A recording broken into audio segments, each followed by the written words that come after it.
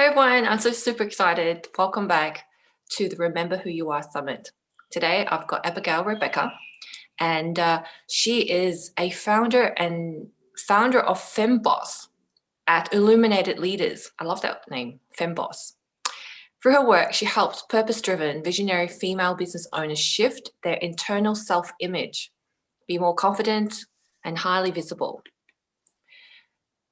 to lead happier, healthier, wealthier lives. After coaching and developing female leaders for over 25 years, she discovered that it's not enough to just have goals, gain knowledge of new techniques, and understand how to run a business. If you don't believe deep down that you can achieve success, even if you're putting it out there on your website, social media, promotional videos, you always stay stuck in the story of, I can't do this. So she created the Illuminate method, which looks deeply into your values, passions, and gifts to help you build a pathway of actionable and measurable steps to reframe your life, align to your goals, and step into your full feminine power. Abigail lives near Brighton on the south coast of England. With her partner Kev, their 1973 VW camper van called Flossie, and their mini Dutch hound Rudy. Oh my God, I've got to ask you about all the ventures you've had in that mini camper van. So welcome here. Welcome here, Abigail. Thank you so much for your time. Thanks, Melody. It's so lovely to be here and so honoured that you've asked me. So thank you so much. Yeah, welcome. So today we're going to be talking about self-image and aligning self-image. And we were just talking before, self-image, I think, we have both the inner self-image and the outer one. And for me, I know that sometimes I might look confident outside, but inside, like I might be like a nervous wreck. So how do we fix that?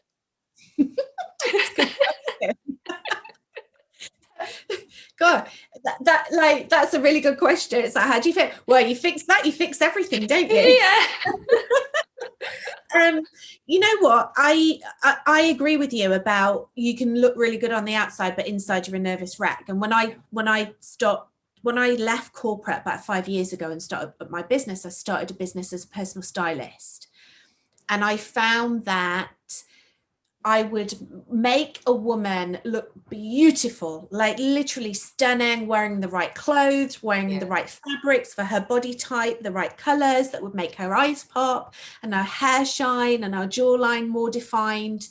But if she didn't feel like that beautiful woman on the inside, there was no shift or changes. And I really struggled with this because I was like, what am I doing wrong? What am I doing wrong? Like she'd be like transformed in the day, and then I'd follow up with her a few weeks later and she wouldn't feel like that anymore. And it's because she didn't feel like that woman. And that really made me look at me, how I was turning up and showing up in the world. Because at the time, I was a struggling entrepreneur. It was it was a roller coaster ride. I mean, it still continues to be a roller coaster ride, let's be honest. But it was really, I was finding things very, very tough, and it just wasn't consistent. And I didn't feel safe, in terms of financial stability and everything that was going on. And I realized that I was spending a lot of money on the how-to. So I was spending money how to look good. I was spending money on making my website look good. I was spending money on building my email list. I was spending money on learning how to, sell to my email list, how to do sales funnels. But then I wasn't actually doing anything with it. And I realized it's because I wanted to be this really successful entrepreneur. And I was surrounding myself with amazing communities and coaches and mentors and colleagues who were all going out and, living their highest purpose and going out and crushing it. And I wasn't, because I didn't feel like that inside. So then I realized that I was just like that woman. So I was just like the woman that was looking in the mirror in a beautiful designer dress, but I didn't feel great on the inside. So that's when I decided to do that work. And, I think it's a life mission. I don't think we were just talking about it off camera. You just continue to learn and learn and learn. But I'll tell you what now, since I shifted my thinking to thoughts of success as opposed to thoughts of failure, I've really been able to manifest that in my life. And it really is as simple as just changing your thinking to, you know, shifting your behaviors, and you get different results. Yeah, because I know for me it's the same thing, like, you know, always chasing this kind of like ideal, and you know, enrolling in so many courses just to, I guess, get all the strategy piece right. And then is only realizing that, you know, the mindset, as you said, is so important. Having the right mindset and thinking from a place of, like, you know, having the positive mental attitude as opposed to having a negative personal, mental attitude. So how do you shift that and align that? What has to happen? Because for me, it's like I think of this ideal woman, and that's where, you know, I think you're talking about like having outside looking good. And I thought that was about aligning to that, whereas you're saying that it's that invisible work that you need to do inside. Take us through, like, what does that have to look like? Yeah. I think that the way that you show up in the world is a physical manifestation of how you're feeling inside. And I think, you know, it sounds really simple, but the first step with all of it is to get really, really crystal clear about what is it that you want to create. But like, really stop playing small, like really start playing big, big, big.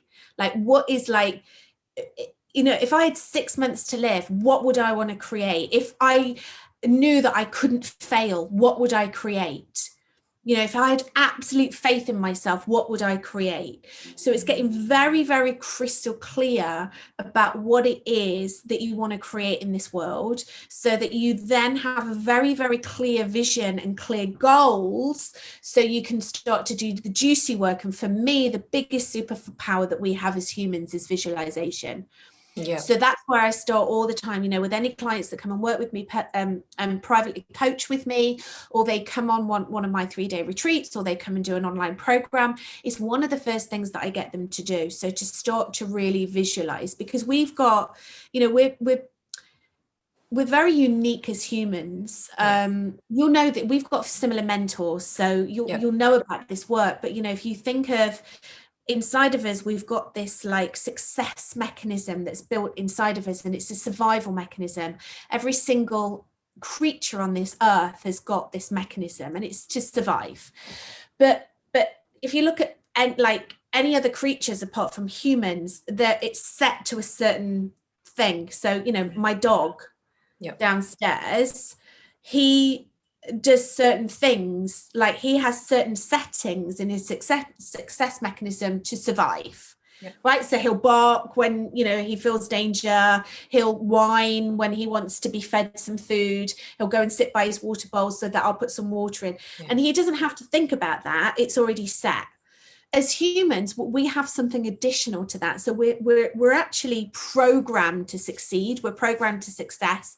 And what we can do is we can change the program. We can reset the program. So we can literally decide what it is that we want to create. And then we can sort of set the cruise missile, you know, the heat-seeking missile towards that goal and target. So the important thing is that we know what we're heading to, and then to actually start to create it and physically manifest it in this world.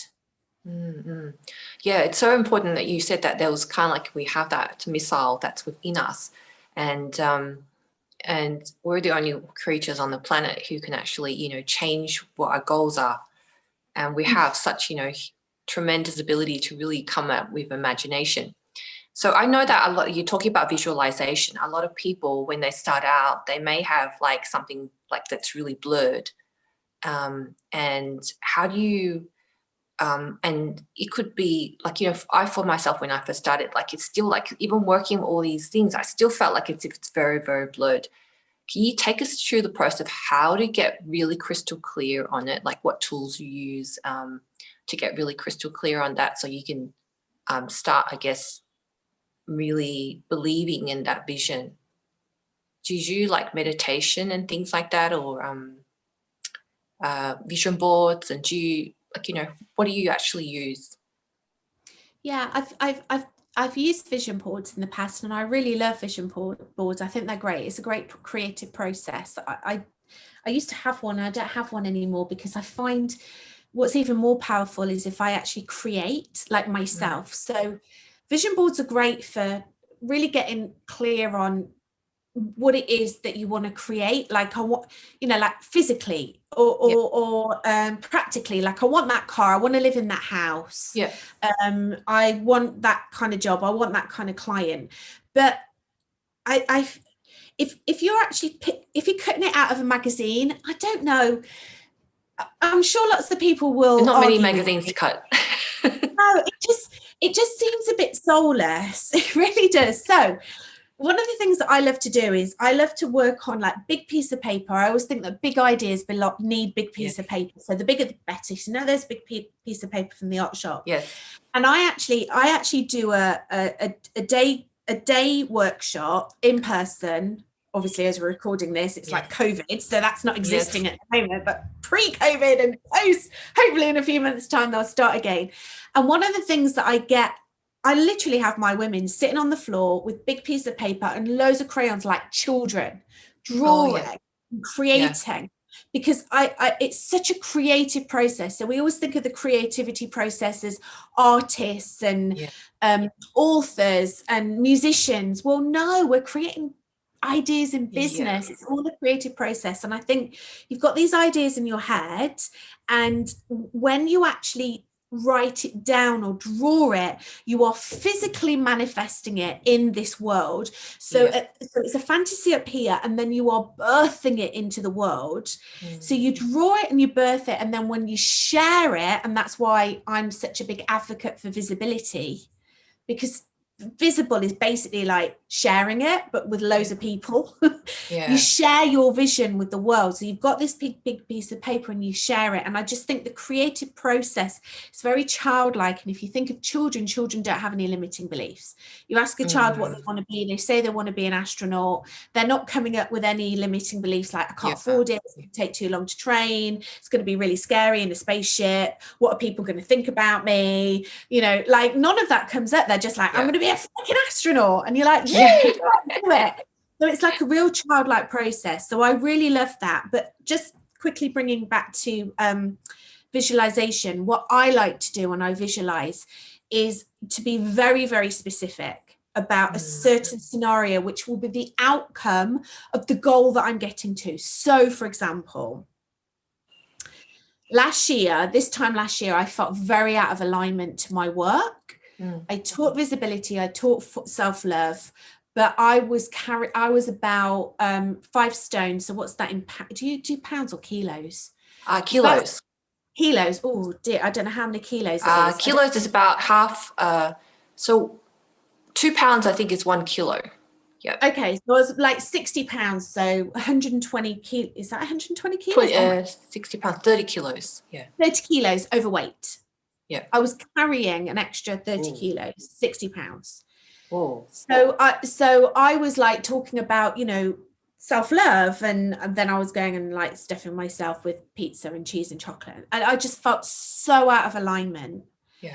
And I was speaking at a conference, a health conference. I was on the stage and I was like the unhealthiest person in the world. So I decided that I was going to do something about it. So I started to visualize what it would be like when I lost that weight, when I got down to my ideal weight. And what I did is I visualized a certain scenario. So I visualized walking into one of my favorite pubs, like English country pubs around here, in a pair of UK size 10 jeans, so US size 6 jeans, and a fitted bodysuit, and walking in and just feeling so good and sitting down and being like, I can eat whatever I want, and like ordering a burger and a salad, because I don't want to eat leaves for the rest of my life.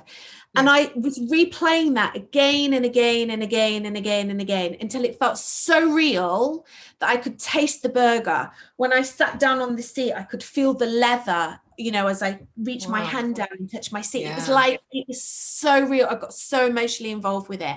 So I replayed that scenario again and again and again and again. And it's literally like, if you think about it, like if you want to get really woo-woo, we're in the 3D world.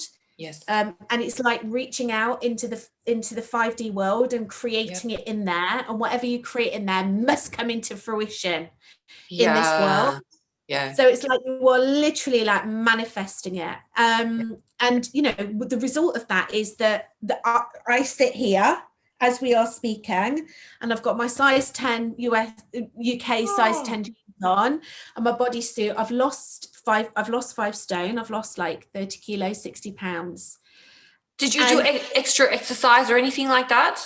Yeah, I did. I mean, because I started thinking like that, I started thinking like who I am now. I started thinking like me, future me. So my habits changed. Yes. I started to exercise more. I started to eat less. I started to act as if I was a UK size 10. And your thinking would be different.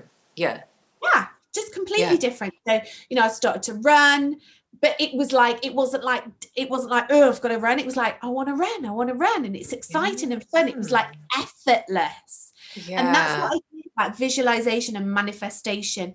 It becomes effortless. It's not forced. And when it becomes effortless, it's no longer hard work. It's really easy and it's really fun. And I truly believe that this is how we should be living in this world. You know, it's fun, it's free, it's easy, and you can bring anything into fruition. So my thoughts about myself physically manifested a smaller body for me. So that's how I've done it. And I teach the same process to my clients around business building, around money, about being more visible, like whatever they want to bring into fruition, you can do it all in your head. And during that process, when you're actually like visualizing it, I guess like the self-talk starts to change, right? You're not talking to yourself and, oh God, like, you know, here goes that belly, or geez, I feel so sluggish. You're speaking to yourself in a different way when you're actually doing that. So you start with you go and you look at the scene that you want to focus on, the end scene, the scene that you've already accomplished, and you start to talking yourself in that way as if you've already achieved that success. Yeah, I used to look in the mirror and I used to go, oh, like I really, you know, I was like, oh, what have I done to myself? Oh, look at my belly. Like I wasn't kind to myself at all. I'd go for a run and I'd be like, oh, it's so hard. It's so hard. But I started to check, even though I didn't believe it in the beginning, I was like, I love myself. I love my body. When I was running, I was like, this is so easy. It's so easy. You know, it's so much fun. It's effortless. And then eventually it stops being forced and it starts being really easy because you start to believe it. And I think that a lot of people don't realize the power of the mind. I mean, the power of the thoughts that we have, the words that we use on ourselves. And a lot of us, like, you know, abuse that.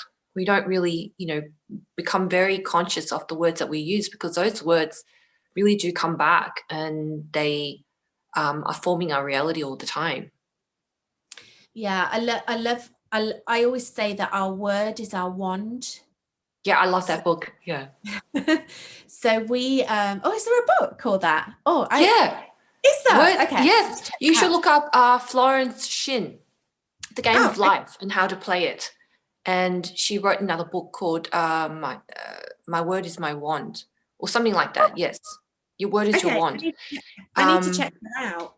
And she does go into all that woo-woo stuff, which is there are some instances, like, you know, she says, like, for instance, there's one person who wants to manifest some money and they had a deadline, otherwise they were taken to court or something. And instead of going, and she said, like, you know, let's go out and eat. And that person said, like, I don't have the money for it. Like, you know, I'm really tight. She said, look, if you really believe the money's coming, would you be stingy? And she said, go out and eat, order like the best meal, because you're already rich. And so they didn't, and then basically miraculously the money came.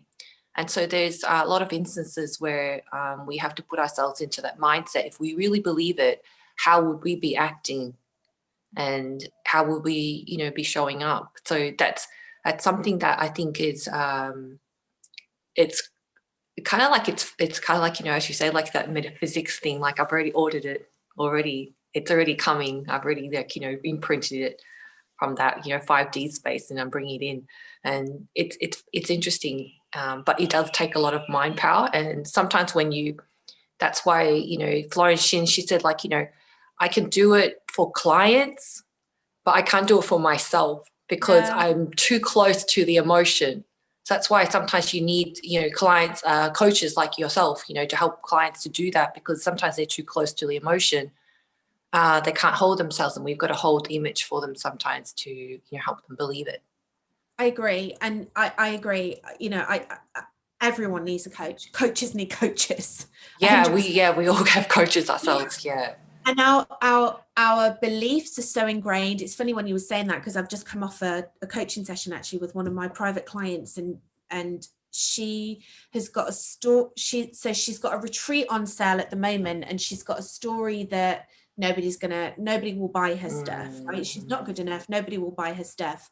And I'm like, right, okay, we need to set a target, like that you've got your retreat filled by the end of April. So that's what she's declared it to the universe, and I'm like, surrender it to the universe, because this is like you are proclaiming it, but now act as if that is actually coming into fruition. So if you knew without a doubt that you would have filled that retreat and you will have that money in by April, what would you be doing? And she was like, well, I'll be going and planning my next one and putting the deposit down. I'm like, right, that's what you do then. That's what you do. You put a date in your diary. You decide, you contact the next venue, you find out where you want to have it, where you want to hold your retreat, you contact them, you say, yes, I want to book a place, I'm going to pay you deposit by this time. I said, these are all the things that you would be doing. And it's so powerful. And the example that you've just given, where somebody said, I can't, like, I'm stingy. I mean, what a story what a powerful phrase to say, I'm stingy. Because actually, if you believe that you're stingy, guess what? You're going to be showing up in the world as a stingy person. Because we don't want to be wrong. We like to be right. So we want to prove ourselves right. So if we have a belief, I'm stingy, then guess what's going to happen? All the time, all your life. Evidence comes in. Exactly, the stingy story.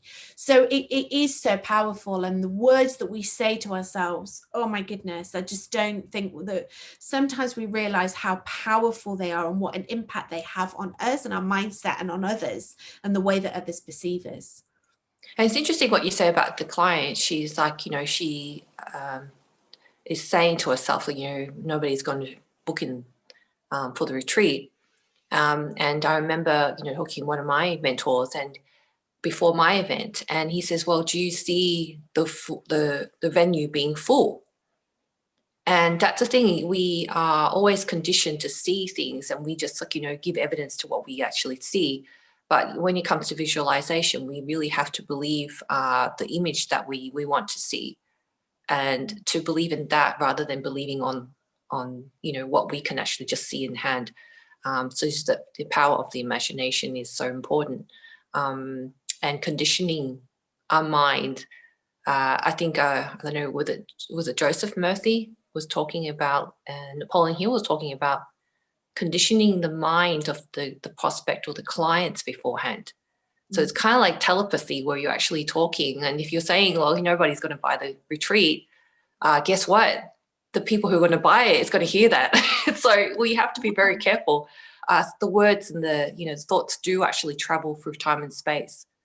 Yeah, they do. It's all energy, and this is exactly what I've just been discussing with my client. It's all energy. So if she doesn't believe that anybody will buy her retreat, and she doesn't believe that people, like, her story is, people don't buy my things. My things aren't good enough for people to buy. And that's happened all through her life with whatever things she's been selling. And the thing at the moment is the retreat. She's a blooming amazing coach. She's incredible. So I'm like, well, if that's how you feel, you're going to be showing up in that energy. So every time you do a Facebook Live, every time you put a post on Instagram, every time you have a call with a client, with a potential client, you are going to be showing up in that energy. You're not going to buy my thing. So you shift that to, my thing is amazing. It's like life-changing. Of course you want it. How are you going to be showing up? You're going to be showing up as a completely different person. The words that you're going to be saying are going to be different. You're going to be more visible. And this is all linked into visibility. If you believe in yourself, you are by default going to be more visible, which means you're going to be Yeah. speaking to more people, which means you're going to be serving more people, which means that you're going to be making a bigger impact in the world. You're going to be making more money. It's a win-win for everyone. Happy world. Yeah. Oh my God, that's amazing. That I think, when we actually do building the business at the start, we always have that, self-doubt that's the thing, we kind of like undermine ourselves and we think that everybody else can do it better than we do. But that's not the truth. And so, the coaches we work with are so important because they actually help us to believe in ourselves. And so the self-image you're working with is helping people to see what is possible for people, what is really possible, and to believe that and to feel into it. Yeah, that's really amazing. I love the work that you do. Thank you. Yeah, it's so important. I think for me, it's when I work with my coaches, they help me uncover my blind spots. We've all got blind spots, and it just, what I love to do is, whether it's on a Zoom call or whether it's in a beautiful like villa, in the south of France on a retreat, it's really holding a space because we all have the answers within us. I'm just a facilitator. I just hold a space for these women to step in to their power, and it's such a beautiful thing to be able to guide somebody through. I feel very grateful that I'm able to do this work. Yeah, I think when I came up with the topic of remember who you are, I realized that remembering is really about knowing the truth, which is the truth is that we're much more powerful than we realize. We have infinite abilities and everything is possible for us. But unfortunately, because of all this conditioning that's being put through as we grow up, it's kind of like having this, like that spirit being encrusted with this hard shell that's, dirty and needs to be removed. What do you think is what is really stopping a lot of your clients from moving to that space of really letting go? What do you think is really stopping them from really trusting and believing themselves? The common theme between all of my clients is the feeling of not good enough. So not good enough, and then an underlying fear of being judged or being criticized or being laughed at or doing something wrong and failing and looking stupid. So a lot of my, all of my clients, I work with the most incredible women, they're all business owners, and they've got to a certain point within their business and it's like a glass ceiling, like they're not going any further, and it's frustrating for them, and their wheels are spinning and they're actually burning themselves out. And they've reached a plateau and they can't get any further, and it's because that's like where their mind has decided that they belong. So it's really sort of discovering inside of them what it is that makes them think like that. And one of the things that I find really fascinating about limiting beliefs and fears is that it's not normally something that's come from us. It's normally something that's come from another person. Another person's told us something about ourselves when we were younger, and then we believe it and we grow up believing it. So it is very rarely their fears, like the money stuff. If you look at money mindset, it's not normally the stories that you have around money. It's normally not your stories. It's something that you've learned from your parents and they've learned from their parents. So I also find as well with the women that I work with, and this is why I love working with women actually, is it's a real it's a generational thing. It's what they've inherited. And if you think about as women, there's a real inbuilt fear, like deep-rooted fear that we have about being visible. Because if you look at certain countries, certain times in the past, and even actually now in some parts of the world, being visible is dangerous to a woman. Yeah, I think that's to do with the safety, right? We feel like we're going to be stalked, or somebody's going to come and kidnap us, or do something like that. I think that is such a very That's amazing realization. Yeah, I didn't really think about in that sense, like, having that safety. I know that because I'm growing up from, my parents were from, like, the communist time, and there was a war time. Being visible and being heard was dangerous. What if the communists come and pick you up and that's it, you're gone. And yeah, so it's definitely a generational thing. And my grandparents grew up during the wartime. So definitely visibility was something that was, avoided at all costs. Yeah. Yeah. So you'll have inherited that through the family line. That will come through. Think way back to, like when women were like tortured and killed for like being witches. Oh yeah, I know. They weren't even freaking. They were midwives, but like that's like that fear has come through. I'm working with a client at the moment, and she's so amazing. She is so amazing at what she does, but she's not putting herself out there on video because she's worried about being judged for her looks. So she'd rather stay out of the way and not grow, because she knows that to grow her business, she needs to reach more people. She needs to be more visible. She needs to raise her profile. And the way that she can do that is, creating video on content on Instagram and Facebook and YouTube. But she's not doing it because she's got this real fear. Now that fear is as real to her as somebody that's fearful of, being persecuted, back in the olden days. But being visible, it's still there because there's a real fear of rejection, I think, as well, for a lot of us. And if you think back to like cavewoman days and caveman days, we were rejected by the tribe. We wouldn't have any food, we wouldn't have any warmth, and we wouldn't have any protection. So we would literally die. Be so kicked to out. be rejected by our friends and family and the community was huge. It was life-threatening. But those fears are still there within us. We have a fear of being rejected. That's why, so many of us struggle with asking for the sale, or going and speaking on stage, or, going and asking somebody if they will invest in our business, or whatever it might be. Like, there's a real fear of that because, what if I'm rejected? It's something that's guttural. It's like a stab in the gut. It's a stab in the heart. So it's about learning how to detach from that. I think it will always be there. It's a human instinct, but not taking it so personally, and not being affected by it. We hear it a lot, don't we? Don't be attached to the results, but don't be attached to the results. I think it gets like, as you said, like, realizing that a lot of these fears aren't real. And to kind of like to start to know that, to really understand it, like, to know that it's not real. And because you're saying, like, we feel it as so real, as you feel like, I'm about to jump off the cliff or something like that. I'm going to die down the abyss.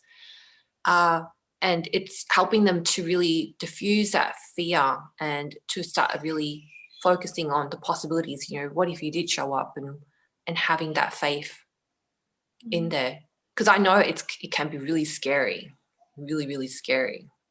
Oh, it's so scary. I mean, it's like, I think building a business and growing a business brings up every single fear. It's like the best personal development course that you can do. Yeah. It tests us, doesn't it? It really does. And it does. But we have to keep reminding ourselves that it's all made up. None of it's real. It's just our interpretation. And, we make up stuff about the past and worry about it. And then we make up stuff about the future and worry about it. And one of the things that's really helped me really be able to step through that fear is just to think, right, okay, I'm just going to focus on 24 hours. That's it. I'm not going to worry about the past. I'm not going to worry about the future. My mind will go there, but how am I going to bring it back? And just really focus on 24 hours. How am I going to live and, be happy and be able to serve and, do my work within the 24 hours, and then the next 24 hours and the next 24 hours, just small steps. What is my young man doing? You've got a lovely, gorgeous little one. What is he doing? He just woke up and just went out the door. Oh, well. Oh, go back. I wish I hope he's dressed up. Anyway, so yeah, This is working from home realness, folks. This is what happens. Yeah. I'm recording, Richard. What are you getting? Okay, he's sitting here. He wants to listen in. So yeah, so I hear you saying that these women are so brilliant, and they just need to see what you see in them, isn't it? Like, they are also amazing, and they could just, if they really just let go of all the, the unnecessary fears and the doubts and what people think about them, then they can just really rock it out there.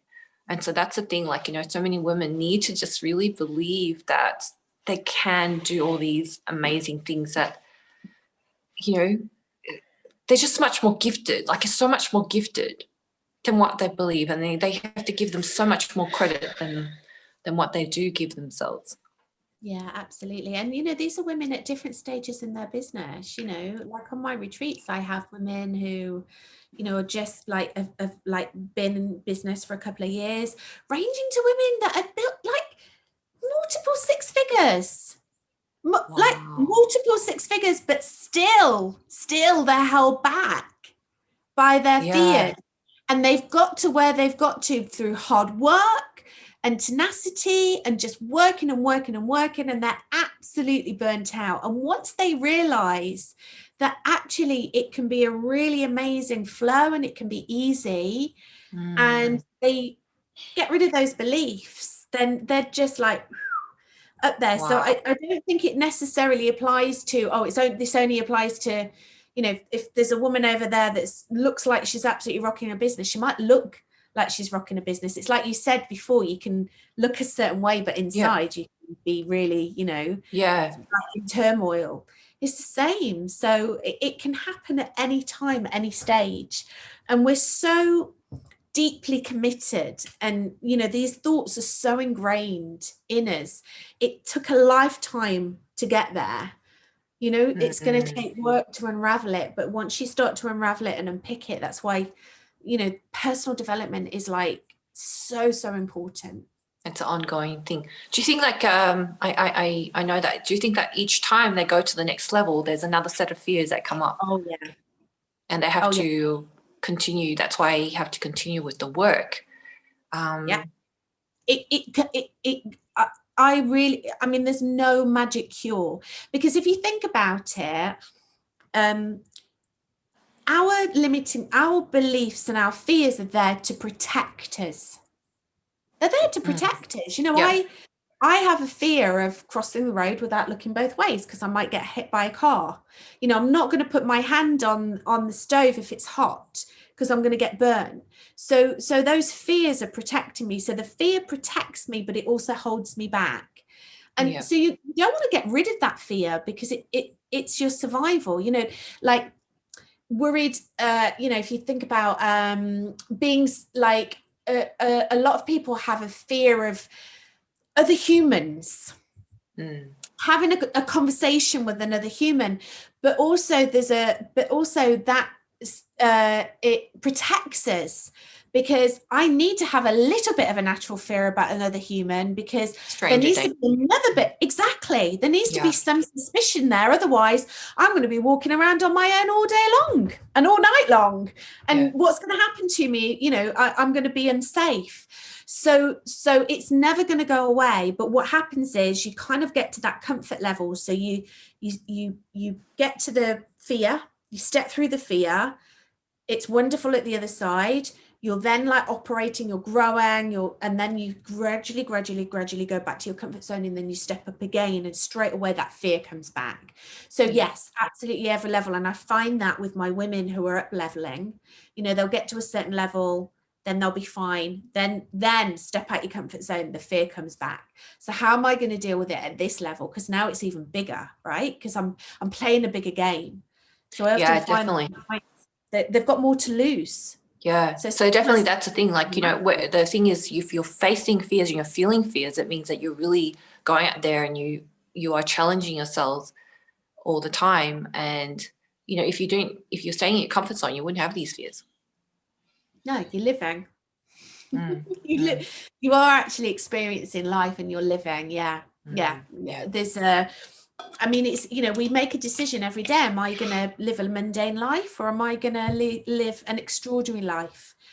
And if you want to live an extraordinary life, there will be things that you need to overcome and fears that you'll need to overcome to get there.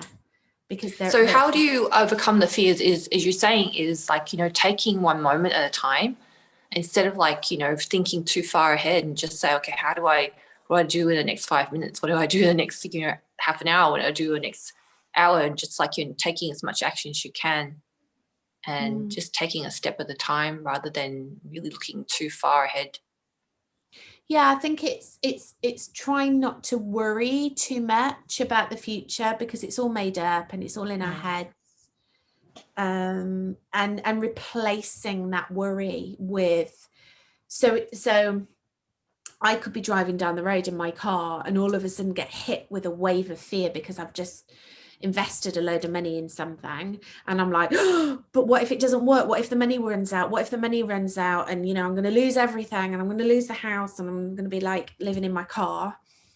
It's learning to replace that with the feelings of abundance, like, you know, this is amazing. It's like, you know, just really getting deeply enrolled in your big vision. So instead of worrying about things that are made up, you start getting excited about things that are made up, because it's all made up. Do you use a lot of affirmations?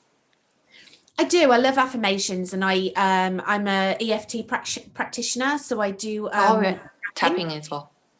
So I do a lot of that for affirmations, and I teach a lot of self-love techniques. Yeah. Because I think when you're like, the opposite of fear is love. And when you are coming from a place of love, as opposed to a place of fear, you're starting to think of others instead of thinking about yourself. So it's not about you, it's not about the ego, you're thinking about others. And that's a big part of visibility. Because actually, if you're going out and you're speaking on stages, or you're doing Facebook Lives, or whatever it might be, whatever your interpretation of being visible is, you are actually in service to others. So it's no longer about you, it's about others. And that makes you an incredible leader. So, but the love starts with yourself. So I do a lot of stuff around self-love. So is that something that you find a lot of the female coaches are missing with self-love? Like, they really are not, you know, doing the self-love practices. They're really just putting everybody else before them. I think where a lot of entrepreneurs struggle, not just coaches, but entrepreneurs struggle, is that they are so focused on the doing that they actually forget the being. Yeah. So, you know, if you think of somebody like that's in a big sales launch, right? So they're about to launch a big product. There's so much focus on, I need to do Facebook Lives, I need to send out my emails, I need to do the sales funnels, I need to do this, I need to do that, instead of but like the other stuff, like the meditation, the visualization, the, you know, like the stuff that setting really the intentions. They don't have time for it. But actually, that, for me, that's the most important thing. Most important thing, because it's putting you in that vibrational frequency. And it's so important to have the mixture of the male and the female energy, because if it's all male energy, if it's all action, that's where you get burnt out. That's where you get frustrated and burnt out. And, you know, if it's all female energy, then you're not in any action. So, you know, it's just as bad sitting on a mountain and meditating for, you know, a year and not being in action than it is in being too much action. So it's that balance. And if you look at nature's all in balance. You know, it's actually 60% feminine, 40% male energy. But, you know, you've got the doing and the being, and I think it's so important. So I think that is neglected. And I think that self-care and self-love, which are two different things, but self-love is often seen as a bit like soft skills. You know, it's not important. It and it's not, it's like, it's the whole thing that holds things together. And sometimes my clients are like, what? I'm too busy to do that. I'm like, no. You have to do it. You have to do it. You have to do it. You're not too busy. You're not too busy. Yeah. And you know, I get that, right? Because I worked in corporate for, you know, over 25 years, and it was all male energy. It was all like drive, driven. You know, power. Yeah. And I was so unhappy and so burnt out and so frustrated. And like, you know, like now I see that there's a different way. There's a different way of building business. Yeah. I you know, so important. Like, I also, like, you know, just came to really understand more about the, you know, intention side of things. And really what you're doing is really priming the energy that you are sending out, the energy that you're sitting in, so that, you know, as you say, like, energy it's not bound by walls. You know, thoughts are not bound by walls. And I think that's where people kind of like, you know, they're still sitting in a space where I only see, you know, or hear and smell and taste and touch, is just to rely on those physical senses. Whereas there's so much more that we are actually doing that we need to work with the universal laws and all these things is not seen. Yeah. So yeah, definitely self-care is such a big thing. And it does help with connecting back to ourselves, grounding ourselves, so that we don't get so scared, so worried and chaotic, managing that mindset. So you deal with stress in a completely different way. It is So tell me, like, your story is that you were in the corporate space and then you decided to leave, and then you bought your camper van. How has your life changed? I mean, you know, you're just traveling, like, you know, when the COVID was, you know, not here, you're traveling and doing that stuff. How's that really changed the way that you operate your business, the feeling about yourself and everything? Like, it's like night and day. It's like a complete transformation. You know, when I was in corporate, I was a senior leader. I was very, very good at my job. I used to run a big training, learning and development department. But I felt so unhappy, and I just felt it's the only, like, I like nice things, right? So I just thought it was the only way that I could make money. And I love to travel. And I was in the travel industry. So don't get me wrong, I had a nice life. But it was almost like I was two people. So I'd go to work and I'd be like corporate me, and I would dress a certain way and I'd act a certain way, and I would like show up in a different way. I wouldn't, just like I knew, like, that I had to be a certain way, otherwise I wouldn't be taken seriously, right? But that wasn't me. I wasn't being my authentic self. When I came home, I then, like, you know, I used to straighten my hair when I was in corporate. I've got freaking curly hair. So when I was at home, I'd have curly hair, I'd have flip-flops on, like thongs, and, you know, like cut off jeans, shorts, you know, and we'd be going out. Do you have two images? Two images, but two personas. You know, but the true me inside was like suffocating in corporate. And it got to a point where actually my body said otherwise, and I developed a really bad heart condition, and that gave me the wake-up call to leave corporate. So I was feeling very frustrated and very burnt out and very unhappy. And now it's like the whole world has opened up. You know, the work that I do, I've designed it the way that I want to work. I work the hours that I want to work. I work with the clients that I want to work with. I have the freedom to work wherever I want. I'm not tied to a certain place. You know, at the moment, I'm in my beautiful home. In the summer, I can go and work in the garden. We can go away in the camper van for a week. I wouldn't go in any more than a week because it's only a little VW one. But, you know, like, we can go and work in the camper van. We've got a second place in the south of France. I can go over and work there. Like, it's complete freedom. Beautiful. It's lovely. And because I love to travel, I've incorporated that into my work. So I do retreats, and I hold retreats, and I'm like, where do I want to go this year? I'll do a retreat there. So it's like, I feel liberated, and I think that that's the most important thing. When I say about what I do, I help women be more confident and highly visible to create happier, healthier, wealthier lives. The happiness comes first. The health follows, because happiness is health. Happiness creates health, and then the happiness and the health combined create the wealth. And I feel very grateful for my life. I think that's so beautiful. Like, you really sum it up. When you're actually very happy, you have that freedom, you feel liberated within yourself, then it really opens you up to being more creative, more vibrant. You show up in a different way. So that's the thing, like, how many women are really trying to, I guess, like, build their business and still holding on to two different images.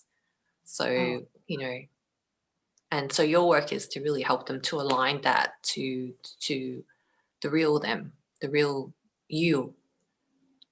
Yeah, it's funny, when I was getting ready tonight, I was like, when I would never have, I've just got like a little black top, I've got a bit of lacy bra showing, other times I'll show up in my dungarees, and, before I was like, I had to look a certain way, otherwise people won't respect me. People won't respect me unless I'm wearing, like I look a certain way, and now I'm like, no. And actually when I started my business, I was like that as well. But it meant I was attracting people to me that weren't aligned to me. Yeah. Now I just attract the most amazing clients because I'm showing up as me, and they are attracted to me, not as a certain image. It's funny. My friend was talking the other day. She told me, she said, hey, she showed me a little video clip of, I don't know, it was a Joe Dispenza or somebody. And she said, look at this. Do you see these resemblance? And, there was a resemblance between Joe Dispenza and his audience, and he says, and her husband was the same. My friend's husband has like a coaching group, and he says, you see notice the difference? Like, she'll send us a little video, and she said, did you see they're all the same? And it was just funny because like everybody had a little tattoo or something like that.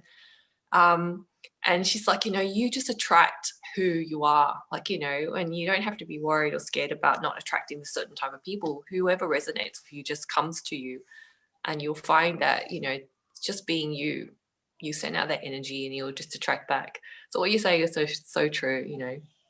When you're not yourself, then you'll end up attracting the wrong crowd. It's funny, my first ever in-person retreat, my partner Kev said to me, what's your biggest fear? And I said, well, apart from not selling it, not being able to fill the places, I said, my biggest fear is that I sat in a room with women who look like me. Like, that was my fear. I just didn't want to be sat in a room with a load of blondes. I'm not got anything against blondes, but like, I just wanted a real diverse array of women, like, to bring in the juiciness. And anyway, it so happened that that's what happened. I mean, they all look completely different to me, but dig deeper inside, we're all the same. And that's what I find so hilarious, because my client, honestly, you could literally put my client, I used to work with a coach, right? She used to have her hair in a certain way, and I'd say probably 80% of her community all did their hair like her. I mean, it's hilarious. She'd go to one of her events and they'd all have the same hair. But so that was like, I was like, I don't want that. But like my clients all look different. But then when I start to get to know them, I'm like, oh, it's me. So we attract ourselves. And it's lovely, actually. It's really lovely, because there's something underneath. I guess underneath that they have something which is a piece of us that needs tweaking. We've done that before, and they come for help to tweak that piece. So and then they've got stuff in common with each other, and then they all start to go and work with one another and collaborate with one another and build business with one another. And that's what I love so much about building these communities. I'm building communities of women who then go and start to help one another and support one another. And it's it's beautiful. It's beautiful. Yeah. Wow. I love the idea of your retreat in south of France. It sounds amazing. Wow. Well, it's supposed to be happening in a couple of months' time, but I don't think that that's going to happen. So I think I'm going to have to push it back the third time. So it'll probably be about towards the end of the year now that we're doing it. But yeah, check it out. Gorgeous. Oh, tell me a bit about it. Well, what do you do in that retreat? The retreat really is focused on overcoming your deep beliefs. So there's a lot of self exploratory work around what really makes you think, and what, like, it's really uncovering your deepest blocks. We do a lot of deep work on that. But also what it is it just creates a space for these women to come together. I only do it with 6 women. And I'm very, very particular about who I bring together. It's not about putting bums on seats. It's about bringing the right blend of women together, because there's something very, very magical when women come together in circle. Yeah, with the right mindset.